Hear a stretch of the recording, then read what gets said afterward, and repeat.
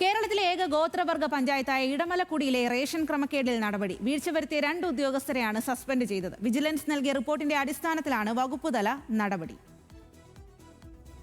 ഇടമലക്കുടിയിൽ ration വിതരണത്തിൽ അപാകതയുണ്ടെന്നും ലഭിക്കുന്ന അരി വൃത്തിഹീനമാണെന്നും ചൂണ്ടിക്കാട്ടി നൽകിയ പരാതിയിലായിരുന്നു വിജിലൻസ് അന്വേഷണം നടത്തിയത്.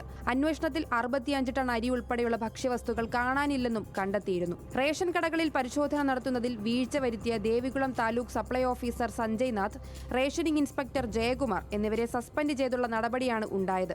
സംസ്ഥാന ഭക്ഷ്യ കമ്മീഷൻ ചെയർമാൻ ജിനൂസ് കറിയ ഉമ്മൻ ഇടമലക്കുടിയിൽ നേരിട്ടെത്തി അന്വേഷണം നടത്തുകയും കുറ്റക്കാർക്കെതിരെ നടപടിയെടുക്കാൻ നിർദ്ദേശിക്കുകയുമായിരുന്നു.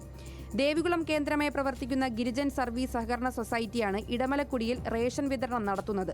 സൊസൈറ്റി സെക്രട്ടറി അഖിൽ ജോസിനെതിരെ പോലീസ് ക്രിമിനൽ കേസ് രജിസ്റ്റർ ചെയ്തിട്ടുണ്ട്. കൊള്ള നടത്തിയ അരി എവിടേക്ക് മറിച്ചെന്ന് അന്വേഷണമുണ്ടാകും. ഇടമലക്കുടിയിൽ വിതരണം ചെയ്ത അരി വൃത്തിഹീനമാണെന്നും വിതരണത്തിൽ ക്രമക്കേടുണ്ടെന്ന ഇടമലക്കുടി നിവാസികളുടെ പരാതി ന്യൂസ് മലയാളം വാർത്ത നൽകിയിരുന്നു. ന്യൂസ് മലയാളം, ഇടുക്കി.